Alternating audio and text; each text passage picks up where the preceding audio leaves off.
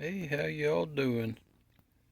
I'm in here working on some pocket knives like I usually am, and I'm fixing to do a bird's eye style pivot on this pocket knife right here. I have some vintage butterscotch paper micarta, and I had to thin it down. It was a little thick, and I left it just a touch thick because I want to contour it nice. So we'll see how that goes. But anyways, I've already drilled my pivot hole on both of them, so I know where my pivot hole is, and I'll actually be using that as a guide. And I have some 1/4 inch round brass rod, and I have this counterbore here. That's a piece of pin stock that I've put in, and it's held in by that little set screw. So that's where I said you're going to use this as a pilot hole. This will fit down in here, and then I can drill to the depth that I want. And this pin stock will also set my depth. And as you can see, it's not very deep. That's maybe, well, I'd hate to guess what it is. I know on my material here, I have it set for over about 3/4 of the way through as far as depth goes. And then I will trim a piece of my brass rod off, set that in my counterbore hole, grind it flush, and super glue it in, and then I can turn it over upside down and drill through the brass rod using my pivot hole as a pilot again, and that will drill a hole in the center of my brass rod. Anyways, if you want to see what the counterbore is, I got this off eBay. But that's the tool I'm going to be using, or the bit, or however you want to say that. And I will show you real quick how I go about doing this. Okay, I think I got set up halfway decent. I got my old phone propped up on all kind of stuff right there. But anyways, this piece of handle material, and I got, it ain't very big, but I do got a scrap piece of G10. That way, this the pin stock in the bit there will have something solid to rest against to stop. So I will drill this out real quick, and we'll see if we can see anything. We'll get like this, that way maybe you can see it.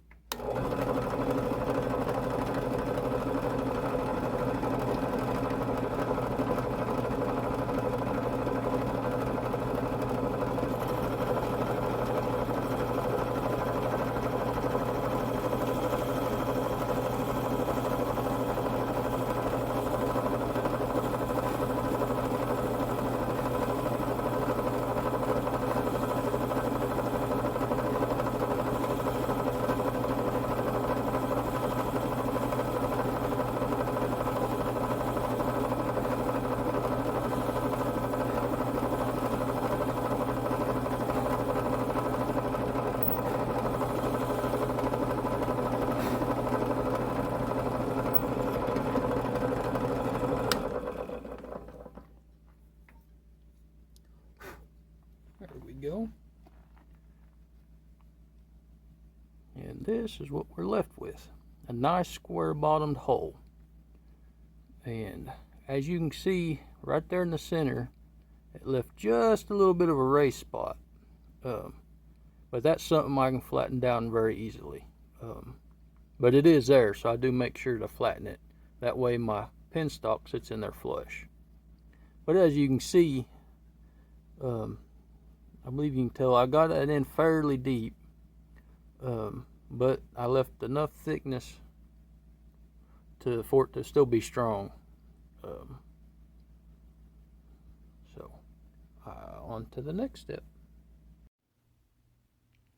All right, here's a look at what I got going on. I'm fixing to glue my piece of brass rod into the countersunk hole there.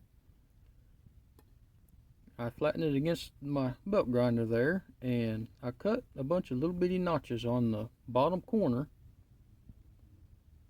That way the super glue has something to grab a hold of while I'm drilling through it, and it ain't much, but it'll help keep it from wanting to twist so bad. And I just have some Loctite super glue from Walmart. Nothing in particularly special. All I do is put a decent amount of super glue down in there before I push my piece of penstock down in there. Well, I got it started crooked.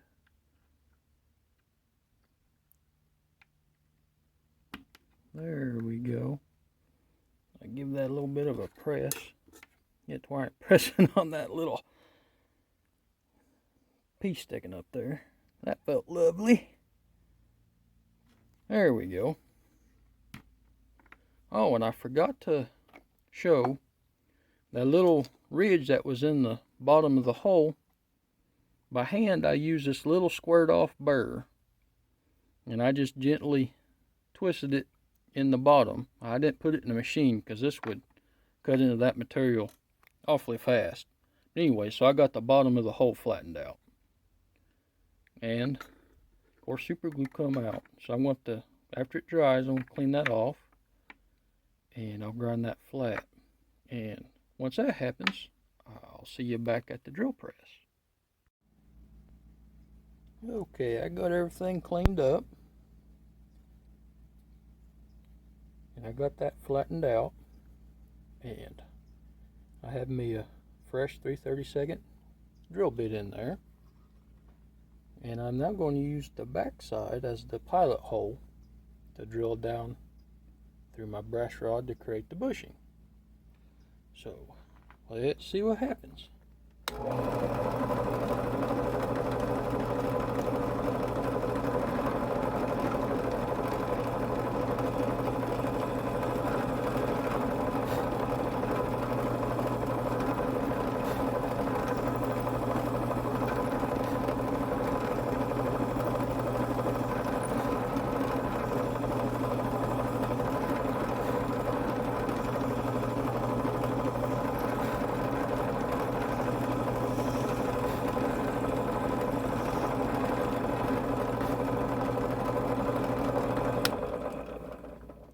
Just like that, we have a hole drilled in the center of the bushing.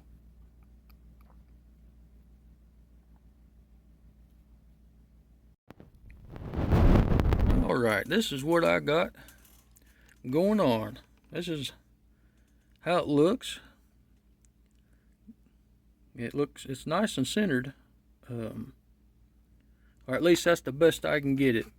I've tried several times trying to measure around and this, that, and the other, which I'm terrible at math. So I would always have a horrendous mess.